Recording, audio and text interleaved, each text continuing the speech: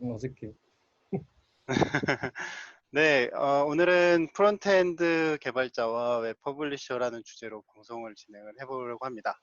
네, 오늘 현성님하고 웅재님 두 분 나오셨어요. 네, 간단히 소개 좀 부탁드릴게요. 현성님 먼저 진행해 주시겠어요? 소개? 예, 안녕하세요. 저는 지금 오드 컨셉이라는 컴퓨터 비전을 하는 스타트업에 지금 근무하고 있고요. 직책은 이제 소프트웨어 엔지니어로 되어 있는데 회사에서 하는 일은 거의 프론트엔드 개발 작업 그런 쪽 하고 있습니다. 반갑습니다. 네, 반갑습니다.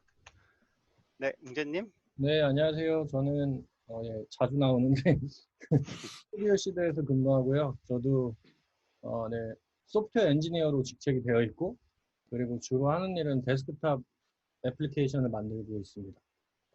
네. 네, 반갑습니다. 오늘 웹 퍼블리셔와 프론트엔드 요 주제로 이제 제안을 드린 이유는 이제 현성님이 원래 웹 프론트엔드 지금 계시지만 웹 퍼블리셔라는 말을 만드시기도 하셨고, 그리고 이제 우리나라에서 이제 웹 퍼블리싱 하시는 분들이 프론트엔드로 이제 업무 전환도 많이 고민을 하시는 것 같더라고요. 그리고 웅재님 같은 경우에도 프론트엔드 개발을 지금 하고 계시는데, 프론트엔드 개발자의 전문성은 무엇인가, 어떻게 쌓아야 되는가, 약간 이런 부분에 대해서 고민이 평소에 많으시다고 하셔서 이 주제로 좀 얘기를 나눠보려고 해요. 그 전에 먼저 현성님이 웹 퍼블리셔라는 말을 만드셨다고 제가 알고 있거든요. 예, 맞나요? 예, 제가 명함에 제일 처음 쓴 것 같긴 합니다. 예전에 개인 블로그에 웹 퍼블리셔라는 롤에 대해서 한번 쓰셨던 글이 있어요. 그래서 그때 아마 파장이 되게 됐고, 그 이후로 이제 많은 웹 퍼블리셔 분들이 생겨났는데, 그때 어떤 배경에서 이제 웹 퍼블리셔라는 말을 쓰게 되셨나요? 제가 처음 이제 거의 사회생활 한 지 한 1년, 2년 지났을 때였을 거예요. 사실 그때는 지금처럼 이제 이렇게 웹 쪽, 클라이언트 쪽 개발을 하는 직군 자체가 없었고, 그때 이제 화면을 만드는 사람은 그냥 HTML 코더라는 말만 있었거든요. 근데 그리고 이제 그때는 거의 다 CSS도 안 쓰고, 저는 이제 CSS를 쓰면 좋겠다는 건 알겠고, 그걸 많이 쓰고 싶은데, 하는 일을 HTML 코더라고 이렇게 딱 얘기해버리면 조금 다르게 인식이 될 수가 있잖아요. 그렇죠. 그래서 CSS를 좀 많이 쓰는 쪽 이름으로 좀 뭔가를 좀 정했으면 좋겠다. 그렇게 해가지고 그 말을 처음 쓰게 된 거죠. 처음에는 좀 얘기가 많기도 했는데, 많은 분들이 써주셨던 것 같습니다. 네.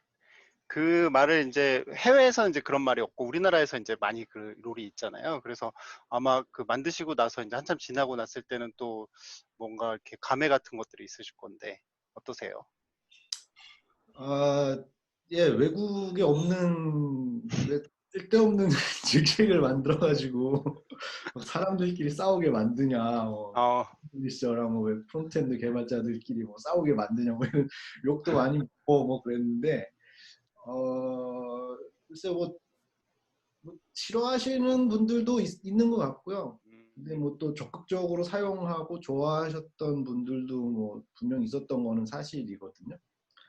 아주 여러 가지 좋았던 점도 있고 나빴던 점도 있고 그렇긴 하지만은 제 개인적으로는 좀 잘한 선택이지 않았나 그렇게 생각을 하고 있어요. 어떤 점에서 좀 도움이 되셨어요?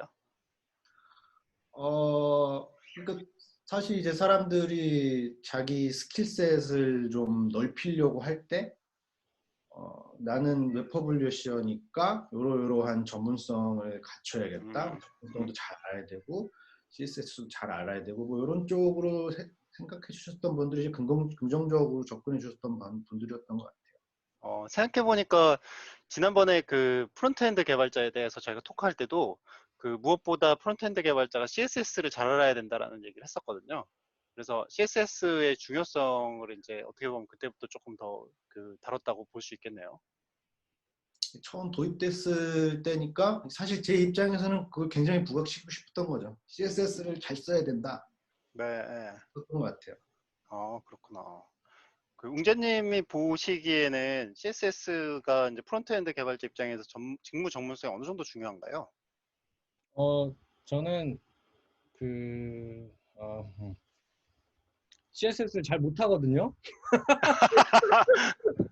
그러니까 약간 그런 것 같아요. 그러니까 제가 잘 못하고 실제 프론트엔드 개발자 중에 좀 약간 그러니까 자신 없어 하고 어려워하는 분들이 많이 있기 때문에 더 중요하다고 얘기하는 것 같아요. 그렇구나. 제일 까다로운 부분인 것 같아요. 제가 봐도. 네. 음, 그래서 사실 그 좀 약간 처음에 저도 일을 시작할 때는 좀 약간 의존적이었죠. 이 퍼블리셔나 마크업 개발자라 부르시는 분들한테 되게 뭐 업무를 이렇게 분할을 한다 그러면은 거기까지 한 다음에 약간 넘어와서 그 다음에 이제 뭐 동적인 처리를 하고 이런 거를 했었는데 이제 그게 좀 통합적으로 프론트엔드 개발자라고 이렇게 통칭되다 보니까 그쪽 그 부분이 아예 이쪽으로 더 흡수돼 버려서 그래서 조금 더 그 부분에 좀 취약하다고 저도 느끼고 많은 분들이 뭐 제일 어려운 게 CSS라고 아직도 말하잖아요. 우스갯소리로. 그런 것처럼 좀 어려워하고 중요하다고 느끼는 것 같아요. 그러시구나. 네. 그러면은 이제 프론트엔드 개발자라는 롤 안에 이제 CSS도 같이 개발하는 쪽으로 많이 지금 옮겨가고 있다 뭐 이렇게 생각을 하고 계시는 건가요? 네. 그렇습니다. 그래서 그게 이제 뭐 예를 들어서 저처럼 원래 퍼블리셔가 아닌 분들이 그쪽으로 이렇게 전문 지식을 늘려가는 방향도 있고 거꾸로 이제 퍼블리셔 분들이 그 프론트엔드의 기술을 더 좀 이렇게 익혀서 그쪽으로 오시는 분들도 있고요. 지금 약간 만나고 있는 중이라고 생각하고요. 저희 회사에서도 원래 되게 오랫동안 퍼블리셔를 하신 분이 이제 이 회사 오셔갖고 프론트엔드, 그러니까 흔히 말해서 자바스크립트를 주로 다루는 개발을 지금 하는 걸로 전향을 하신 거죠. 이렇게 좀 만나고 흥미롭네요. 있는 거죠. 네. 만나고 있다. 네네네.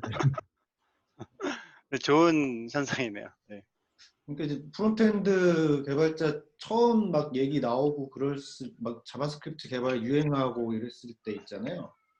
그때만 해도 거의 이제 자바스크립트 개발만 했었는데 최근에 좀 신기했던 게 이제 지금 회사는 아니고 이 전 회사에서 이제 프론트엔드 개발자분을 인턴으로 채용을 했었는데 인턴이니까 이제 학교 막 졸업하고 막 거의 그 정도였거든요. 근데 그분은 아예 그냥 CSS를 그냥 같이 해야 되는 걸로 이해를 하고 계시더라고요. 실제로 CSS 작업도 잘 하시고. 그래서 좀 옛날에 이렇게 완전 CSS랑 자바스크립트 이렇게 쫙 분리를 한 상태로 이게 막 이렇게 커졌다 그러면은 요새는 그게 좀 많이 합쳐지고 있는 것 같아요. 그래서 채용 공고도 좀 보니까 뭐 어떤 느낌이냐면 웹 퍼블리셔는 좀 자바스크립트 잘하면 우대 그리고 프론트엔드 개발자는 CSS 잘하면 좀 맞아요. 우대 이런 네. 쪽으로 좀 채용 공고도 많이 나온 것도 볼 수가 있죠. 네. 그러네요. 그 예전에는 이제 웹 퍼블리셔 분들 되게 전문 영역으로 있으니까 이제 웹 퍼블리싱 외에 자바스크립트만 딱 하면 됐는데 요즘에 이게 만나고 믹싱되면서 이제 양쪽 다 필요한 그런 소양이 되는 약간 그런 느낌이네요. 사실 제가 저도 네. 네. 말씀하세요. 네. 예, 말씀하세요. 네. 좀 다른 얘기 하려고 그랬는데. 제가 그 프로그래머스라고 하는 어떤 회사의 어떤 사이트 있죠. 네. 네, 평가를 보는 일을 잠깐 했었는데 이제 프론트엔드 개발자를 뽑는 코딩 테스트를 내고 그걸 이제 푸는 사람들을 통과시키는 뭐 그런 류의 시험 같은 테스트 같은 거였는데 거기도 이제 프론트엔드 개발자라 그러면은 항목이 마크업, CSS 뭐 이렇게 다 엄청 다 전반적으로 포함이 돼 있어요. 그래서 보통 이제 자바스크립트 위주로 작업을 한 사람들은 반응형을 하려고 할 때도 이거 리사이즈 뭐 이렇게 옛날에 생각을 했는데 사실 CSS로 하면 이제 할 수 있잖아요. 반응형 처리가. 그래서 이제 그거를 자바스크립트로 하면은 감점 이렇게 되는 거예요. 네, 왜냐면은 그거는 그렇죠. 자바스크립트가 훨씬 그거는 자바스크립트 할 이유가 없죠. 네, 네. 성능이나 뭐 이런 여러 가지 측면에서 좋을 게 하나도 없는데 뭐 이제 그런 식으로 평가를 하는 거 보니까 이제는 네, 그런 범위까지 완전히 다 고려가 되는구나 뭐 이런 음, 생각이 들더라고요. 네. 흥미롭네요. 그러면은 이게 마크업도 해야 되고 CSS도 해야 되고 자바스크립트도 해야 되고 그러면은 예전보다 더 어려워진 거 아니에요? 저는 좀 더 어렵다고 느끼는 게 저는 사실 좀 음, 약간 막 이제 코드를 이제 자바스크립트나 뭐 이런 타입스크립트 코드 같은 걸 짜는 거에 더 익숙하고 재밌고 그걸 뭐 잘 짜고 이런 거에 더 관심이 있는 사람이었는데 시간이 지나면서 이제 그쪽에 있는 지식들도 되게 전문적으로 접해야겠구나. 예를 들면 뭐 시멘틱하게 쓰고 막 이런 거를 음, 사실 별로 고려 안 하는 사람들은 고려 안 하거든요. 태그도 그냥. 음, 근데 음. 이제 그렇게 썼을 때 왜 좋고 이런 것도 고민도 되고 CSS도 마찬가지고 네.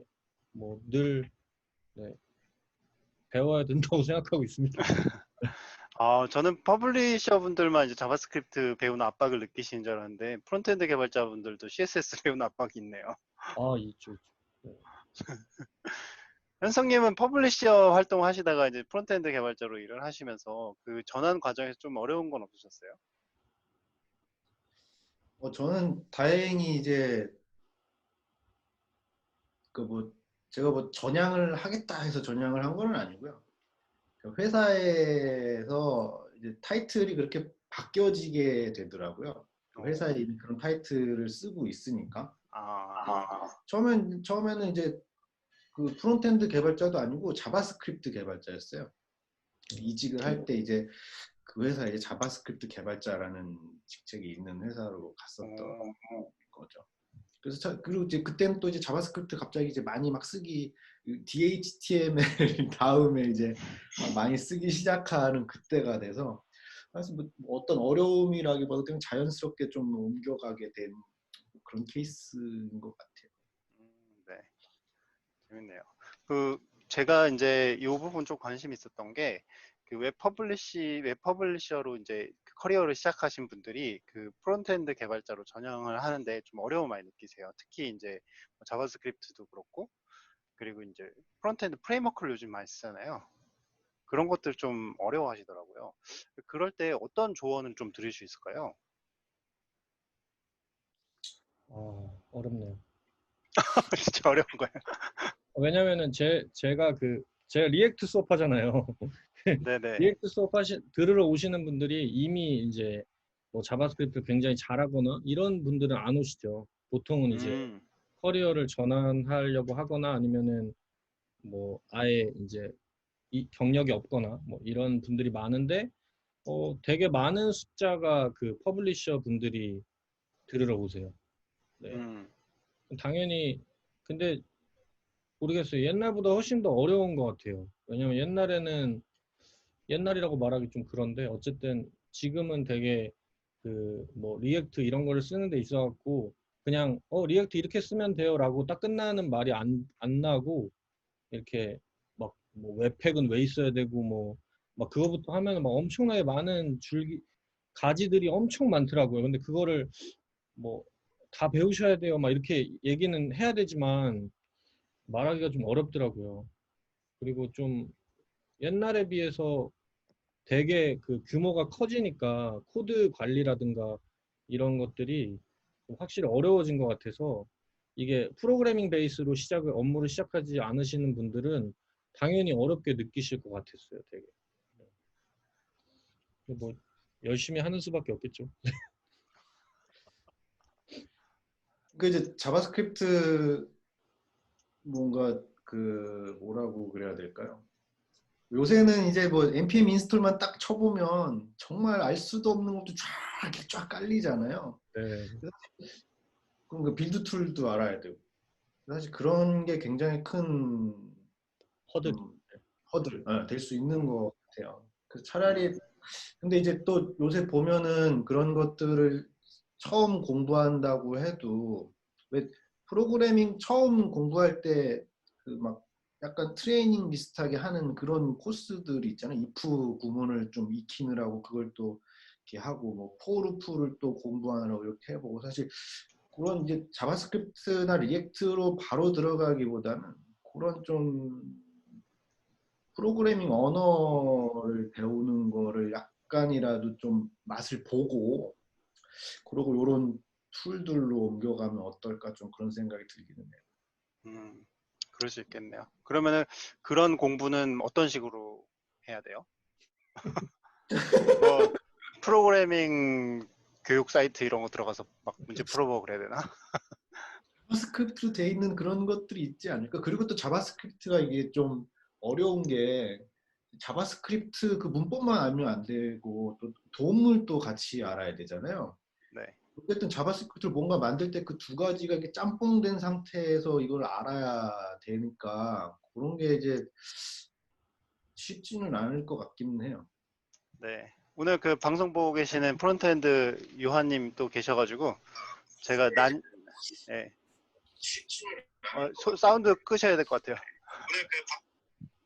네, 그 참여 요청드렸습니다. 어서 오세요. 아, 네, 지금 나오는 거예요? 네, 지금 방송 중이에요. 네. 안녕하세요. 네. 또 뵙네요. 네, 참고로 유한님은 코비드에서 프론트엔드 개발하시고 있고요. 아직 프론트 계속 다 아니고요. 프론트엔드 프론트 아니고. 아니에요? 아, 네, 그럼 뭐요? 백엔드이긴 합니다. 아, 백엔드로 하고 계세요? 그럼 괜히 초대드렸네. 네. 제가 정확히 뭔가요? 정체가 뭐죠? 가끔 프론트 해야 될 일이 생기면은 지원 나가긴 합니다. 아, 그렇구나. 네, 알겠습니다. 한참 이제 그 자바스크립트 얘기 좀 했는데요. 그러면 반대로 프론트엔드 개발자분들도 CSS를 좀 배우기 어려워하신다고 하셨는데 어떻게 배워야 될까요? CSS는? 이게 프로그래밍이랑 좀 개념이 좀 다르잖아요, 그죠? 예, 완전 선언적이어가지고 완전 좀 다르게 접근해야 될 것 같기는 해요. 글쎄요, 어떻게 해야 돼? 암기 과목인가? 그냥 단순 암기. 제가 그땐 이걸 써라. 생각하기에 중요한 거는 요새 이제 자바스크립트에서 CSS를 다루는 방법들이 뭐 여러 가지가 있잖아요. 스타일드 컴포넌트도 있고, 뭐 CSS인 JS 것들도 있고. 근데 사실 그런 기술들이 저는 이게 CSS에 굉장히 중요한 부분을 하나 놓치고 있다고 생각을 하고 있기는 하거든요. 네. 그러니까 이제 CSS를 너무 기능적으로 보기보다는 어쨌든 디자인은 이제 통일성과 뭐 이런 것들이 굉장히 중요하잖아요. 네. 그래서 이걸 전체를 컨트롤하는 그런 디자인 선언이다?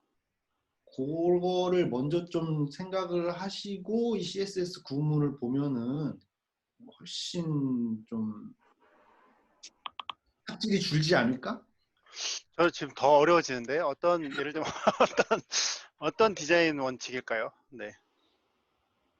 그러니까 CSS는 디자인 원칙이라기보다도 네. 전체를 한꺼번에 컨트롤한다는 거죠. 이제 우리가 이제 뭐 자바스크립트 같은 경우는 기능을 전체를 건드릴 수는 없잖아요. 그래서 쪼개고 이렇게 분리할 수 있는 것들은 다 분리를 해서 관리하기 편하게 만드는데 CSS는 반대라는 거죠. 이렇게 뭐 이렇게 스타일 하나 바꾸면 전체적으로 영향에 미치고 이런 말씀이신가요? 그렇죠.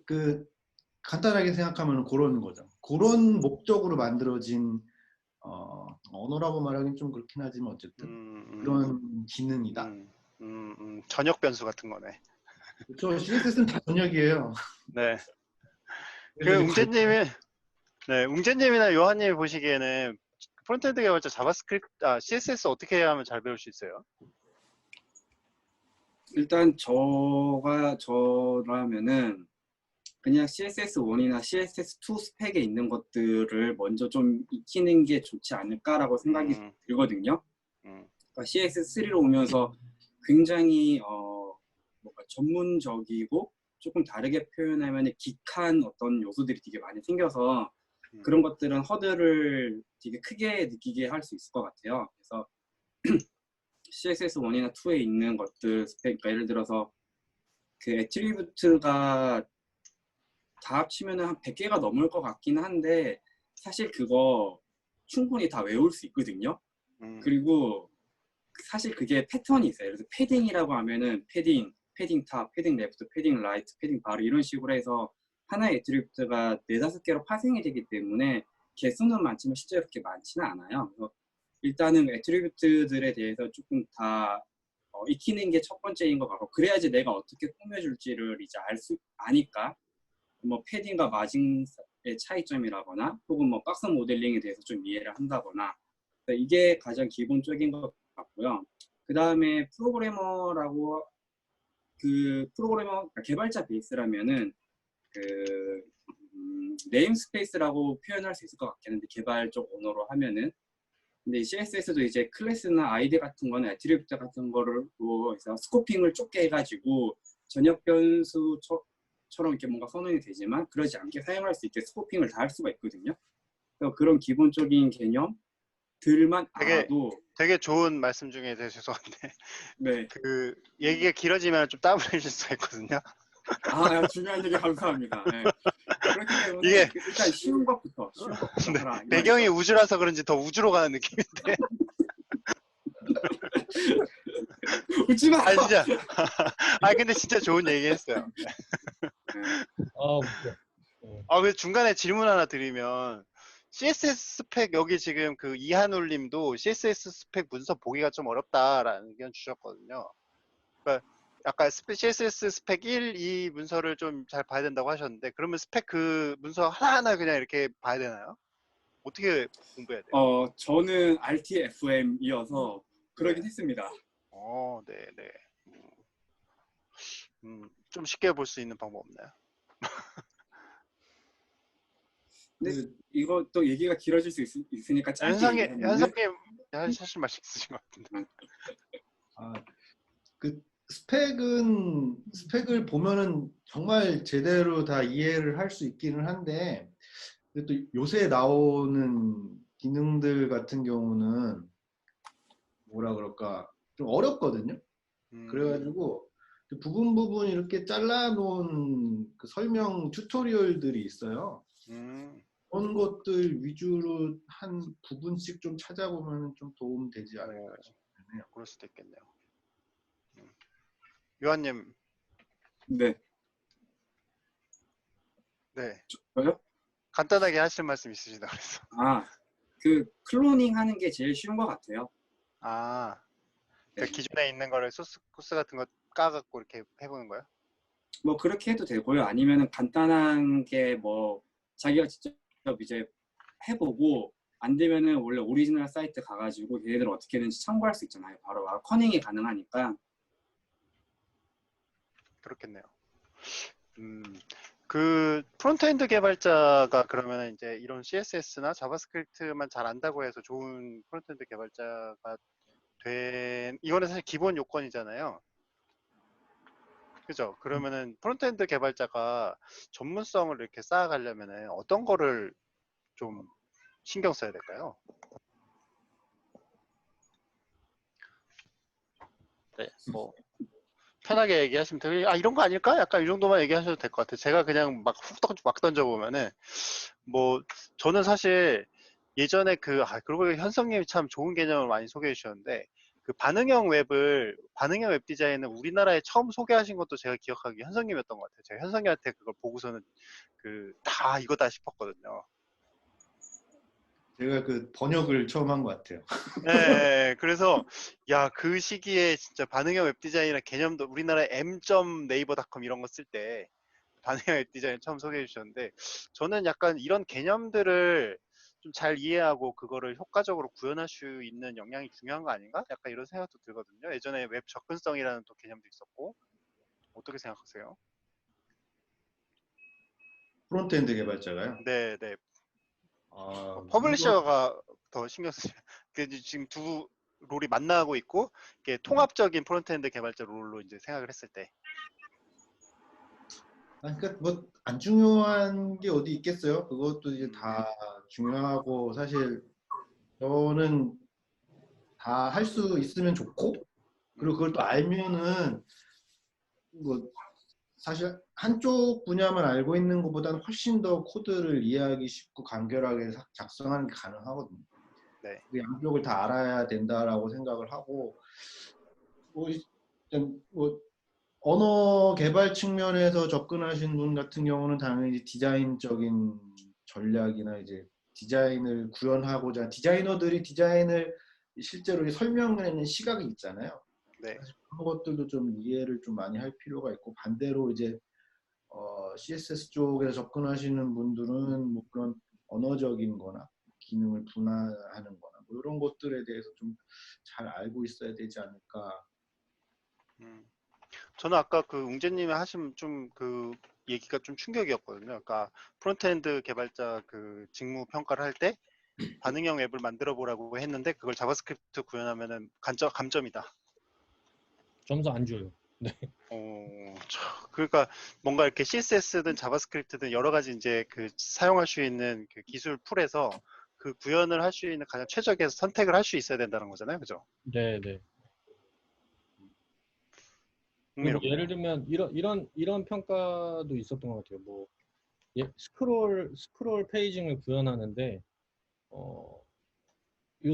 예전에는 스크롤 페이징 구현할 때 뭐 스크롤 탑 같은 걸로 이렇게 뭐 어느 정도 밑으로 내려가면 뭐 된다 뭐 이런 식이라면 지금 뭐 인터섹션 옵저버 같은 걸 사용해서 한다든가 뭐 이렇게 하도록 코드가 되어 있어야 더 높은 점수를 받고 뭐 이런 평가지도 있었고요. 그래서 되게 그러니까 웹을 되게 잘 이해해야 되고 근데 웹 프론트엔드 개발자라면 그리고 저는 UI에 대해서 되게 전문성이 길러져야 된다고 생각해요.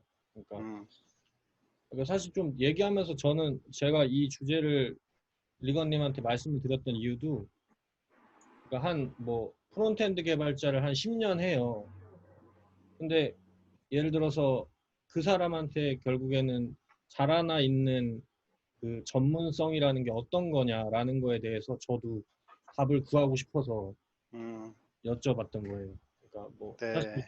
코딩 잘해서 전문가 이거는 아닌 것 같아서 네, 코딩만 잘하는 걸로 치면은 뭐 사실 꼭 자바스크립트가 아닐 수도 있고 뭐 어떤 소프트웨어적인 그런 그 전문성을 잘 길러갖고 온 사람이면 누구든지 할 수 있다? 뭐 이런 생각이 든다면 그렇다면 오히려 내가 하는 일이 전문성이 없는 거 아닌가 이런 생각이 들었던 거죠.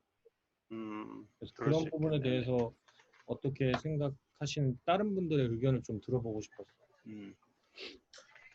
지금 일단 그런 뭐 그 직무적인 전문성 말고 하나 떠오른 게 하나 있는데요. 저 예전에 어디 그 컨퍼런스를 가가지고 거기 이제 그 지역에 계시는 이제 개발자분들이나 디자이너분들이 다 오셔가지고 이렇게 진행하는 거였는데 굉장히 충격적이었었던 적이 한 번 있었어요. 그때 이제 그분들한테 이제 형상관리 툴을 뭘 쓰시는 게 있느냐, 뭐 아는 게 있으시냐, 쓰시느냐 물어봤더니 거기 있는 분들 중에 그래도 한 3, 40분 되셨는데 거의 형상 기억 안 쓰시는 거예요. GitHub 같은 거 말씀하시는 거죠? 뭐 이시나 뭐 SVN. SV나 뭐 이런 걸 전혀 안 쓰시는 거예요. 네.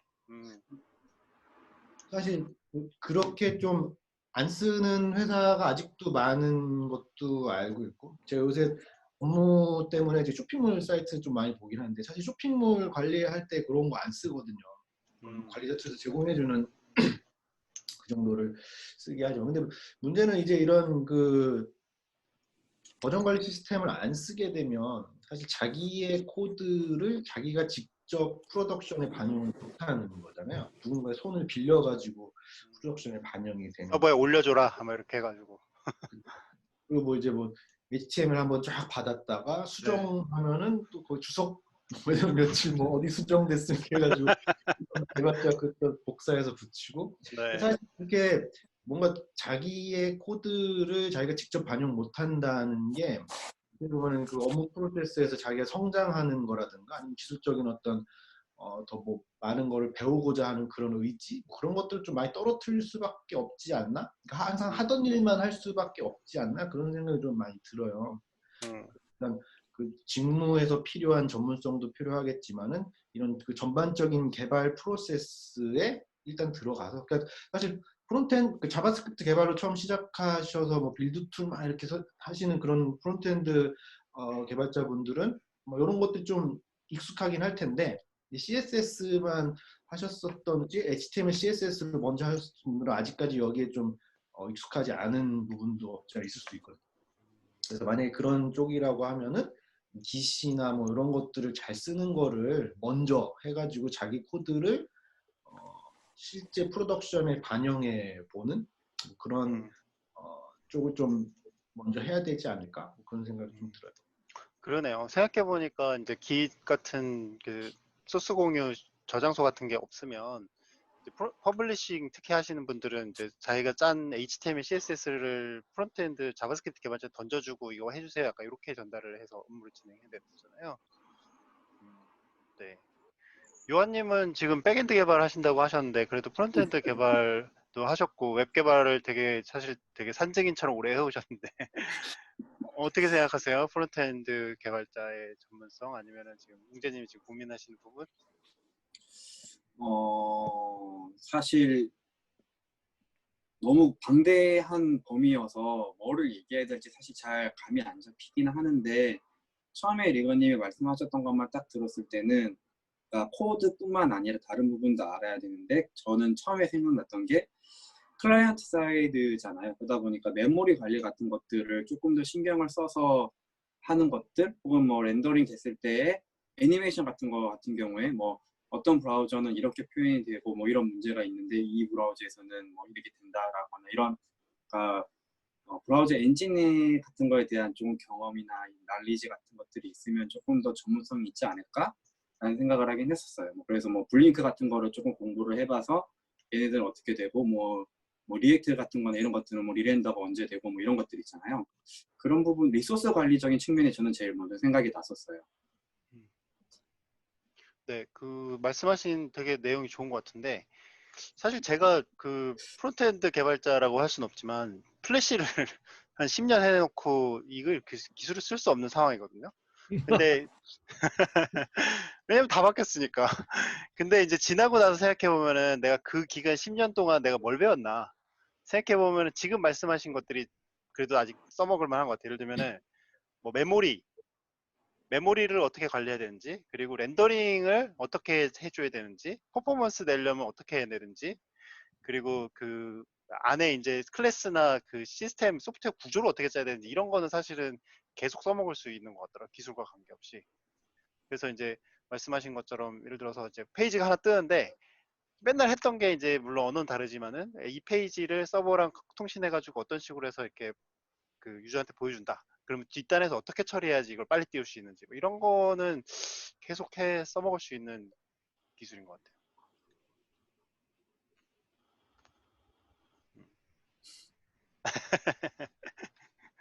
네, 그런 생각이 드네요. 또 한편으로는 이게 또 그런 기술만 또 중요한 게 아니고 이제 방금 말씀하신 것처럼 브라우저, 물론 브라우저는 언젠가 바뀌겠지만은 1년이든 2년 동안 써먹을 수 있는 기술 또 있잖아요. 그런 것들도 계속 알아야 되는 것 같고. 좀 보셨을 때 현성님도 되게 커리어가 기신 편인데 어떤 거를 좀 그 계속 쌓아 오려고 노력하셨어요?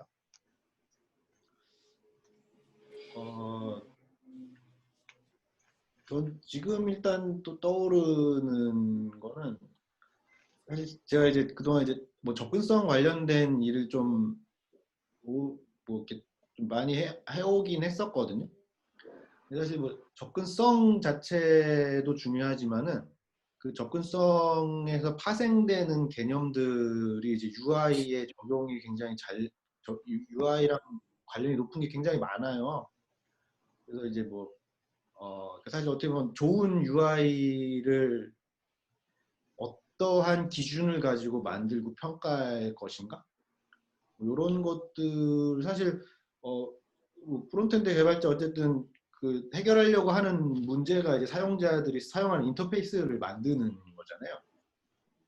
그러니까 이제 리액트 같은 툴을 잘 사용해서 그것들을 효과적으로 만드는 것도 분명 중요하지만 UI나 뭐 UX적인 측면에서 과연 사용자들에게 어떤 형태의 UI를 만들어줬을 때 더 이제 뭐 에러도 뭐 덜 발생을 한다든가 아니면 더 인지가 더 잘 된다든가 뭐 이런 측면의 것들도 좀 고민해 봐야 되지 않나? 뭐 이런 생각이 들긴 해요. 뭐 예를 들어서 저 같은 경우는 이제 디자인을 딱 받았는데 제 이 말을 되게 좋아해요. 이 시각적 단서가 잘못됐다 뭐 이런 얘기.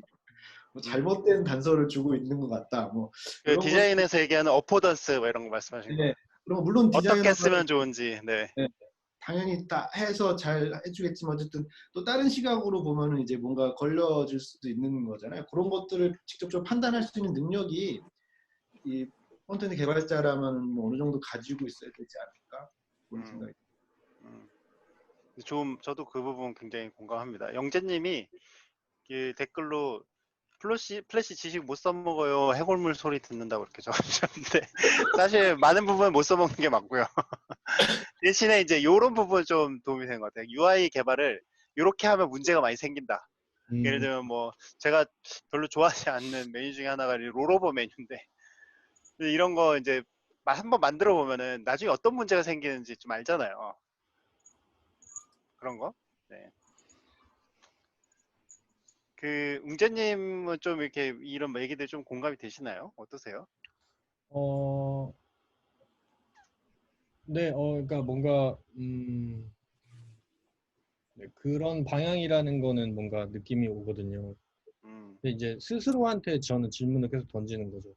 만약에 내가 뭐 한 15년 정도 프론트엔드 개발자로서 근무를 해요. 그 다음에 누군가가 저를 불러서 프론트엔드 개발자의 전문성에 대해서 정리를 하라 그러면 나는 뭘 줘야 되지? 라고 생각을 했을 때 되게 많은 부분이 소프트웨어 엔지니어링에 관련된 부분이 많이 있거든요. 근데 사실 그 분야는 웹 프론트엔드 개발자만의 전문 영역이 아니라고 생각을 하는 거죠. 그래서 큰 틀로 봤을 때는 그냥 우리는 소프트웨어 개발자고 우리가 주로 다루는 도메인이 UI인 그런 사람 엔트리 아닐까.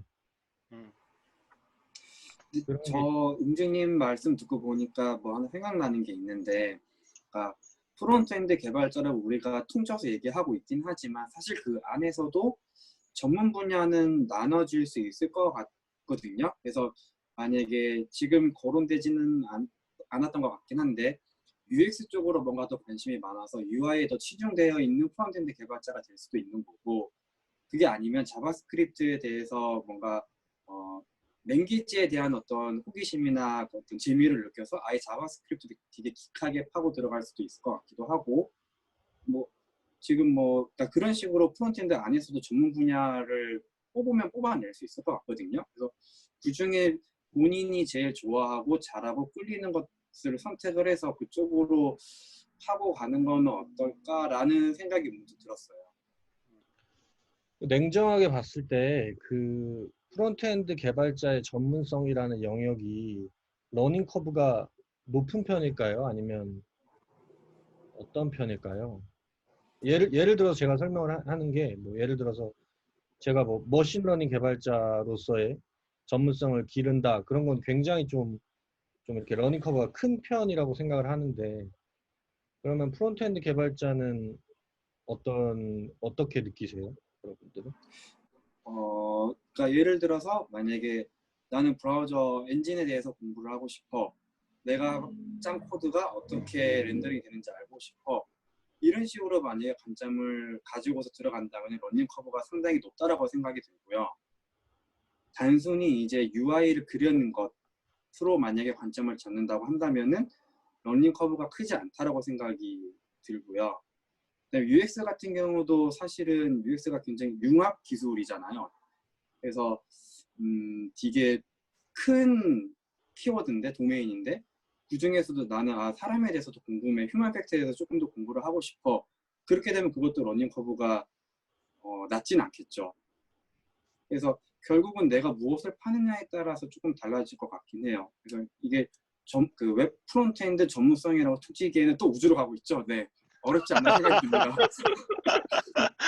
오늘 우주 컨셉 좋은데? 오늘 진짜 짱이다. 그 머신러닝이랑 비교하셨는데 사실 저는 머신러닝이 더 진입은 쉽거든요. 그렇습니까? 왜냐면은 요즘 텐서플로우도 케라스 너무 잘 돼 있어가지고 그거 하나만 튜토리얼 따라하면서 하면 시작은 되게 쉬워요. 오히려 저는 프론트엔드는 자바스크립트, CSS 뭐 아까 웹 뭐지? 그 웹팩 뭐 이런 거 되게 많이 배울 거 되게 많은데 그것보다는 조금 진입 자체는 쉬운 것 같아요. 근데 그러니까 뭐 따지자는 건 아닌데 예를 들어서 어 석박사예요. 근데 네. 보통 석박사를 해야지 머신러닝을 한다 이런 분위기잖아요. 그렇지만은 않은데, 네, 그런 그래요? 분들이 많이 있긴 하죠. 네, 그죠? 많이 현실적으로. 연구 취업할 때 이제 그런 게 플러스가 되니까. 근데 웹 프론트엔드 개발자가 석박사를 해야 가능하다 이런 느낌은 아니잖아요. 아, 그러면 이 전문성이라는 게 네. 어떻게 보면은 내가 이걸 공부하는 난이도보다는 이제 그 프로페셔널로 인정받기 위한 어떤 그 뭐라 그러지? 그 사회 그 인식이나 아니면 스펙의 장벽이 높다고 보면 될까요? 아, 근데 다른 실제로 정말 말 그대로 진입 장벽. 요 석사가 없으면 못해. 약간 이런. 저는 실제로 약간 그쪽에 가깝다고 느끼거든요. 그러니까 음, 뭐 스펙적이 아니라 그냥 실제로 좀 뭐 수학적으로도 공부를 더 해야 되고 뭐 조금 더 물론 뭐 프론트엔드도 그래픽스에 관련된 내용을 뭐 심도 있게 다루면 또 다르겠지만 음. 뭐 그냥 약간 그냥 평균 그러니까 제가 뭐 비하 웹 프론트엔드를 비하하는 거 아닙니다. 네. 네. 그러니까 약간 무슨 그냥 말이 나올지 걱정되는데. 평균적으로 그런 느낌이다라는 거라. 그러니까 음, 그렇기 때문에 웹 프론트엔드의 전문성이 뭔가 조금 더 좀 더 들어가기 쉬워 보인다. 전환하기 쉬워 보인다. 약간 이런 음, 느낌이거든요. 음, 음, 음. 그렇게 느끼실 수도 있겠네요. 그 다른 마- 분들은 어떻게? 현성님이 굉장히 심오한 고민에 빠지신 것 같은데 이런 고민 해보셨을 것 같아 한 번쯤. 에, 뭐 말씀하시는 게 어느 정도 뭐 공감은 가고요. 그러니까 우리가 실제 뭐 로켓 사이언스가 아니다 뭐 이런 얘기 하잖아요. 사실 로켓을 만들어 올리는 기술보다는 접근이 쉬운 게 사실인 거는 맞는 것 같아요. 근데 뭐 어쨌든 이 기술도 굉장히 필요가 있고 또 종사하는 사람도 많고 그렇잖아요. 그래서 사실 이게 진입 장벽이 높다, 낮다를 얘기를 할 수는 있겠지만은 그게 현실적으로 어떤 큰 의미를 갖는지까지는 뭐 그렇게 너무 고민을 안 해도 될 것 같다는 생각이 좀 들기는 해요. 예를 들어서 머신러닝 개발자들이 지금 막 쏟아져 나오고 있잖아요. 석사들, 박사들 막 몸값도 엄청 불려가지고 나오는데 그분들이 뭐 머신러닝 하다 거기가 포화가 되면은 이제 좀 진입 장벽이 낮은 다른 부분으로 침투를 해볼까 뭐 이렇게 되지는 않는다는 거죠. 사실 요 분야도 뭐 예를 들어서 뭐 학술적인 진입 장벽은 좀 낮을지 모르지만은 그래도 이제 워낙 다양한 분야를 알고서 접근을 해야 되기 때문에 뭐 이런 쪽 전문 분야도 충분히 뭐 저는 가치는 있다고는 봐요. 뭐 학문적으로는 그렇게 높진 않을지 몰라도 실제로 하다 보면은 거의 뭐 브라우저와의 싸움이잖아요. 사실 그 시대에 발맞춰 가는 브라우저의 버그를 얼마나 잘 어, 파악하고 내가 이제 삽질을 좀 많이 해봤는가가 이제 좀 그게 사실 그것만 보면 전문성의 척도일 수 있겠는데요. 이 입장이 엄청 높거든요, 그거. 저는 그래도 그 프론트엔드 개발자가 굉장히 그래도 좋은 게 이게 웹이라는 게 없어질 수가 없잖아요. 그거 굉장히 저 동감합니다. 굉장히 지속 가능한 잡이에요 이게 제가 봤을 때는 소프트웨어 분야에서. 그리고 플래시를 하셔서 그렇게 느끼시는지 잘 모르겠지만 뭐 저는 뭐 시간이 많이 지나도 웹 기술은 뭐 한동안은 계속 써먹을 수 있어요. 네. 어떤 기술도 벤더 의존성이 있거든요. 근데 웹은 사실 벤더 의존성이 거의 없다고 볼 수 있기 때문에 저는 되게 지속 가능한 기술이라고 생각해요. 제가 다시 개발 시작해서 몇 개월 했을 텐데.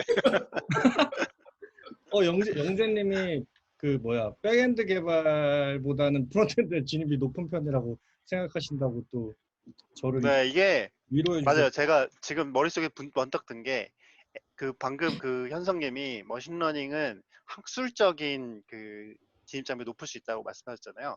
그런데 반대로 말하면 프론트엔드는 엔지니어링적인 어떤 그 진입장벽이 좀 높은 것 같아요.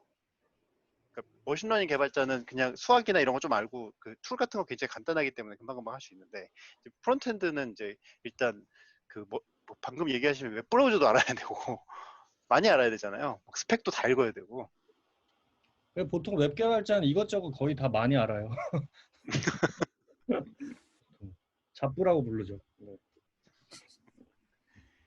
근데 요즘에 좀 드는 생각은요. 그 이제 소프트웨어 그 되게 큰 틀에서 보면은 소프트웨어 엔지니어잖아요. 뭐 프론트엔드 개발자도 뭐 백엔드도 마찬가지지만 프론트엔드 개발자인데 소프트웨어 개발자라는 큰 맥락에서 보면은 사실 소프트웨어 개발자 30년, 50년 전에도 있었던 잡이고 그러면은 소프트웨어 개발자가 잘해야 되는 그 전문성이 프론트엔드 개발자도 갖춰야 되는 되게 중요한 전문성이 아닐까? 저는 이런 생각을 하거든요. 예를 들면 뭐 막 되게 오래전에는 소프트웨어 개발자가 UI 개발도 했을 거고 백엔드 개발도 했을 거고 그런 거잖아요. 사용하기 편한 소프트웨어 만드는 게 목적이고. 저는 좀 아쉬워요. 제가 프론트 플래시를 개발할 때 좀 소프트웨어 개발 공부를 좀 더 잘할 걸. 더 열심히 할 걸. 네. 갑자기 제가 얘기를 해가지고 숙연해졌어요. 죄송합니다. 어쨌든 그 프론트엔드 개발 요즘에 특히 프론트엔드 개발자로서의 어떤 전문성이 필요하냐 그러면은 상당 부분은 저는 아까 말한 것처럼 그 소프트웨어 엔지니어의 역량을 키우는 거랑 비례한다고 생각이 들어요, 많이. 코드 베이스도 엄청 커지고 어떻게 하면 코드를 잘 관리하고 좋은 그 메모리 활용을 하고 이런 것들이 분명히 필요한데 거기다 이제 뭐를 더해야 되냐 뭐 이런 얘기들이죠. 아까 말한 것처럼 CSS도 있고, 네, 브라우저도 있고. 그렇네요. 이제 조금만 그 근처 동네로 한번 가보면 안드로이드 iOS 개발 쪽을 보면요.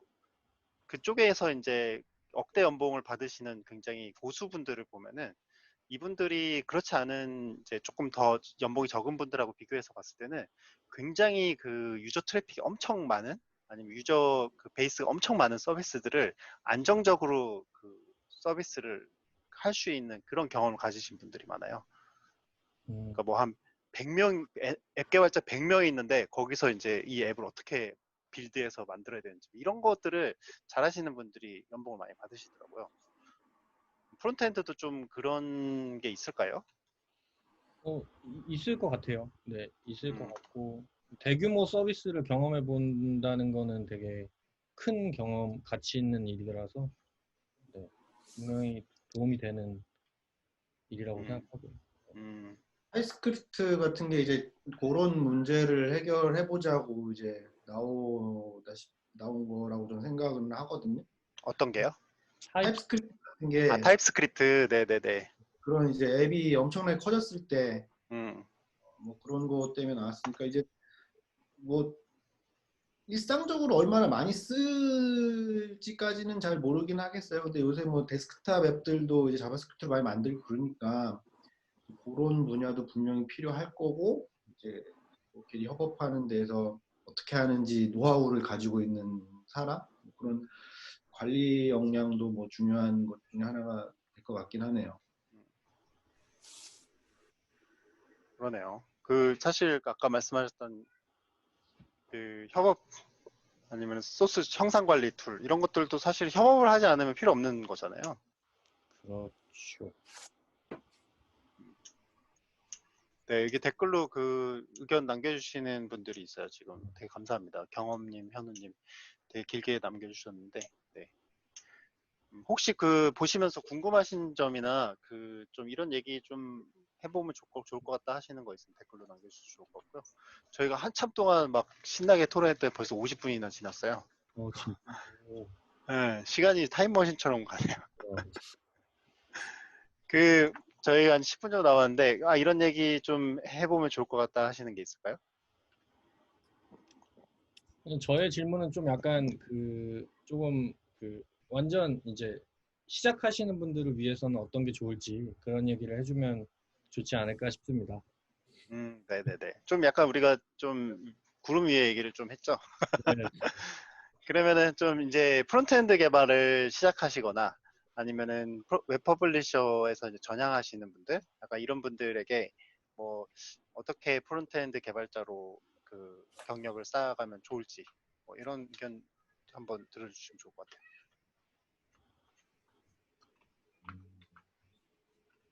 누군가요? 웅재님 먼저 하실까요? 웅재님 먼저 얘기하셨으니까. 저는 당연히 시멘틱한 마크업과 음, 그리고 반응형 스타일을 잘 만들고 그리고 네, 당연히 자바스크립트를 잘하고 그리고 이제 당연히 타입스크립트 잘하면 좋은데 요새는 이제 제가 아까 전에 안 그래도 그 원티드에 나오는 그 웹 프론트엔드 개발자의 채용 공고를 좀 몇 개 봤는데요. 대부분 그렇게 돼 있더라고요. 뭐 HTML, CSS, 자바스크립트를 통해서 원하는 UI를 이렇게 잘 구현해낼 수 있는 사람. 근데 어떻게 보면은 중간 과정이 좀 빠져 있는 것 같은데 그냥 잘 만드는 사람 이런 거잖아요. 그래서 네, UI를 잘 구현할 수 있는 모든 방법을 강구해서 네, 학습을 해야 될 것 같습니다. HTML, CSS, 자바스크립트. 네. 네. 뭐 다른 분들도 의견 주시면 좋을 것 같아요. 현성님? 제 개인적인 생각이기는 한데 굉장히 다양한 분야가 지금 현재는 이제 어우러져 있다고 생각을 하거든요. 뭐 일단 진입을 하는 거는 뭐 어떤 뭐 방향이 또 따로 있을 수 있어요. 뭐 언어로서 접근하시는 분이 있을 거고 아니면 뭐 디자이너인데 디자인을 구현하려다 보니까 뭐 이런 게 있으니까 이렇게 접근하려고 하시는 분도 있을 거고. 근데 일단 좀 범위가 넓으니 그리고 좀 이게 좀 다양한 그 지식이 필요하다는 걸 미리 사전에 좀 인지를 하고 일단은 뭐 한 분야를 이제 깊이 파서 뭔가 이제 거기서 이제 실력을 키우려고 하겠지만은 다른 분야랑 이제 어떤 얘네가 이제 밸런스를 맞춰서 이제 맞춰서 나가야 되는가 이런 거에 대한 그 생각을 놓치지 않고 그냥 꾸준히 하면 훨씬 더 스킬을 쌓는데 그리고 아까 뭐 요한님도 말씀하셨지만 분야가 약간 다를 수 있거든요. 실제로 그래요. 자바스크립트를 엄청 그것만 이제 핵심적으로 파시는 분도 있고 뭐 디자인적인 것들 파시는 분도 있고 그런 거에 어떤 자기가 진짜 프론트엔드라고 얘기는 하지만 거기서 자기가 원하는 걸 좀 더 빨리 캐치해낼 수 있지 않을까? 그렇습니다. 네. 요한님은 어떠세요? 처음에 이런 얘기 해야지 했는데 웅재님이 말했고 그 다음에 이런 얘기 해야지 했는데 혜연님이 말했고 일단은 이 프론트엔드가 사실은 깊다기보단 되게 이게 넓은 분야예요. 많은 것들을 알아야 되거든요. 그렇기 때문에 저는 이게 되게 강력한 모티베이션이 있는 상태에서 시작을 하는 게 좋지 않을까라고 생각을 해요. 이거 공부했다가 이거 끝나면 저것도 공부해야 되고 끝나면 또 다른 거 공부해야 되고 이렇게 너무 공부해야 될 게 너무 많아요, 사실. 그래서 좀 중간에 지치지 않을 수 있는 되게 강력한 모티베이션이 있으면은 그게 제일 중요하지 않을까라는 생각이 들어요. 그러면은 요한님은 어떤 모티베이션이 있으셨어요? 일단 듀데이트요? 듀데이. 네, 프로젝트 듀데이트 이때까지 만들어내야 돼. 그러면 그냥 하는 거죠. 일단 일을 받고 시작하자. 그리고 CSS는 하시다 보면은 좀 사람마다 다르긴 하겠지만 약간 레고 같은 거 조립하는 느낌. 제가 지난번에도 얘기했던 거긴 한데 약간 그런 재미가 있어요. 그래서 자기가 하는 거에 대해서 좀 재미를 느낄 수 있는 포인트를 찾아서 그런 부분을 조금 더 스스로 인지하면서 하면은 더 재미있게 덜 지치면서 할 수 있지 않을까라는 생각이 들어요. 네, 그런 말씀 좋네요.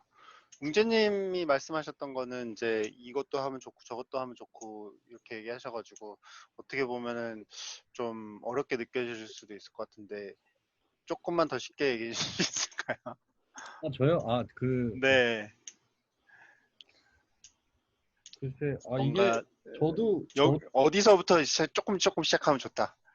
저도 체계적으로 학습을 못했기 때문에 대부분 다 체계적으로 학습을 못 하잖아요. 그래서 그러면은 어떻게 시작했는지를 공유해 주셔도 좋을 것 같은데요. 웅재님 그러면 체계적으로 시작 안 했으면 어떻게 처음 시작하신 거예요? 저도 돈 받고 시작했죠. 아, 제가 아시겠지만 제가 처음에 원래는 iOS 개발자 오브젝티브 C 네. 앱을 만들다가 네. 앱 일이 안 들어오고 웹 일이 들어오는 거예요. 그러면 이제 웹을 해야죠. 네. 그래서 이제 막 부랴부랴 이제 막 왜 안 되지? 그럼 막 음. 열심히 해결해보고 막 그런 식으로 학습을 하기는 했어요. 약간 그러면 이제 뭐 사이드 프로젝트 같은 걸 받으신 거예요? 아니면은 아니 그냥 저 처음에 취업부터 한 거예요? 회사 차려서 망했을 때 네네. 그때 이제 뭐 되는 일은 다 받았죠. 뭐 아, 앱도 만들고 웹도 만들고 뭐 이것저것 다 했어요. 안드로이드도 만들고. 그러면 그럴 일단 내가 할 수 있을지 모르겠지만 일단 일이 있어야 되니까 그냥 받고 시작하냐. 제가 대표였기 때문에 가서 할 수 있다 하고서 이제 어떻게든 따오면 죽으라고 하는 거죠. 몇 날 며칠을 해가지고. 재밌네요. 아까 현성님도 프론트엔드 개발 왜 그렇게 하시게 되셨냐고 했더니 회사에서 그냥 자바스크립트 개발자로 처음에 그냥 롤이 있어가지고 거기서부터 시작하셨다고. 근데 이게 되게 중요한 발견인 것 같아요. 뭔가 일이 먼저 있어야 된다. 아니 확실히 이게 저는 그래서 제가 뭐 이렇게 약간 무도를 익힐 때 보통 태권도장을 가서 이렇게 1단, 2단 이렇게 익히는 게 아니라 그쵸.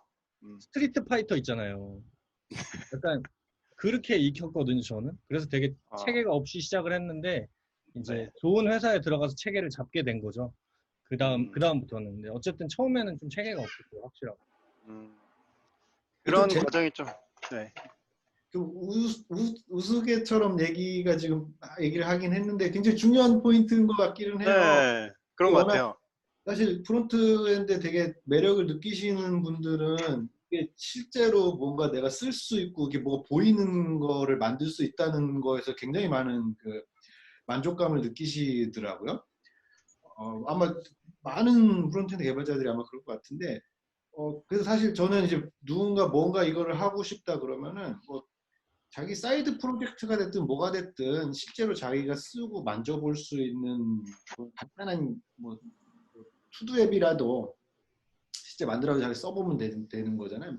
그런 거를 한번 시작을 해보십시오라고 얘기를 하거든요.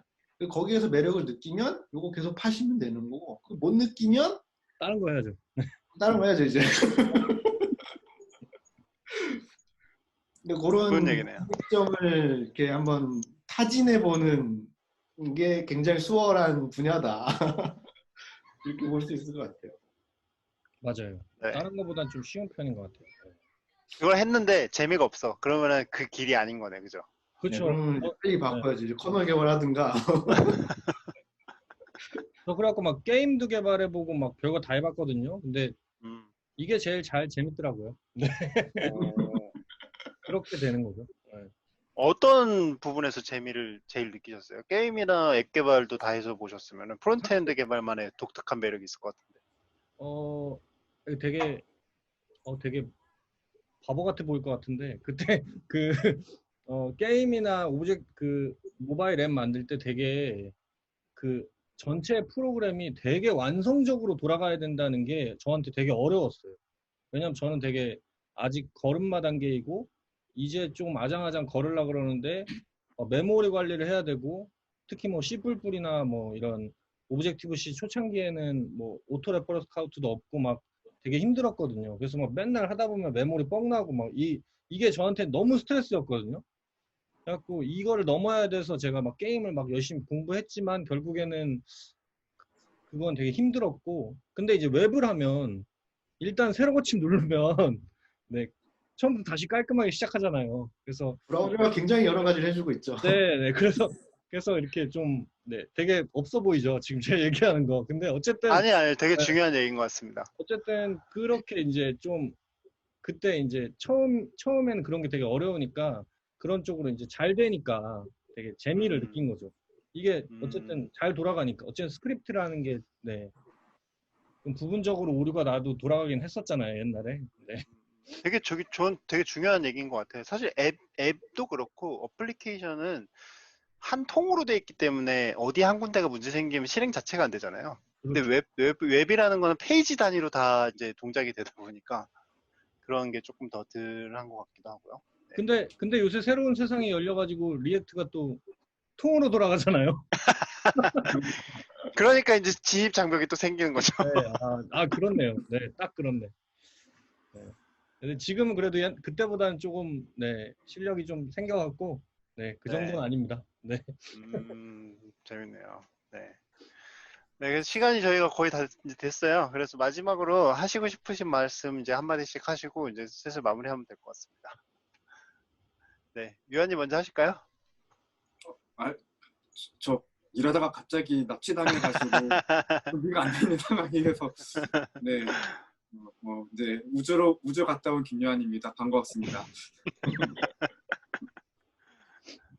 근데 잠깐만 갑자기 급 질문 생겨서 유한님한테. 유한님은 네. 프론트엔드 개발하다가 이제 백엔드 개발한다고 그랬잖아요. 원래 시작은 백엔드였고요. 하다가 원래 이제 백엔드. 네, 베이스는 원래 백엔드였다가 이제 현성님이랑 같이 접근성이랑 웹표준 활동할 때 이제 프론트 쪽을 많이 했었었고, 그때 이제 웅재님이 말한 오브젝티브-C 그 망할라미 디올로, 네, 아무튼 모바일 앱도 개발하고 그러니까 이것저것 다 한 거죠 저는. 네. 지금 왜 다시 백엔드로 돌아가셨어요? 백엔드 하라고 하니까. 정말? 그래도 이게 내가 맞으니까 하는 거잖아요. 그렇죠. 일단 저는 레일즈 하는 사람이니 레일즈가 제 메인 랭귀지니까. 레일즈. 네, 그래서 여기서 레일즈가 필요해서 레일즈 하고 있는 거죠. 네. 네. 마음은 원래 마음의 고향은 백엔드다 약간 이런 느낌이네요. 노코멘트 하겠습니다. 뭐지? 그러면은 백엔드 개발로 시작하셨다 프론트엔드 개발로 넘어갔을 때는 어떤 느낌이었어요? 근데 이게 되게 애매한 게요. 네. 저는 처음에 이제 PHP 하면서 이제 시작을 했는데 PHP 할 때도 HTML이랑 CSS랑 자바스크립트 하면서 같이 시작을 했었어요. 근데 이제 주로 많이 시간을 할애하게 되는 부분은 백엔드 쪽이었던 거죠. DB 설계도 해야 되고, 그다음에 그때는 이제 IDC 직접 가서 서버 다 설치하고 그랬어야 됐으니까. 그러면 프론트엔드 개발자에게 백엔드란? 백엔드 알아야 되나요? 알면 좋고요. 몰라도 네. 되고. 그냥 알면 좋은 애다. 그렇죠. 업무적으로만 생각했을 때는 API만 잘 이해하거나 GraphQL만 잘 주고받거나 인터페이스만 알면 되니까. 네, 그 정도. 네, 알겠습니다. 현성님 하고 싶으신 얘기 혹시 있으실까요? 웹은 망하지 않습니다. 계속 할 수 있어요. 네, 백발이 되도록.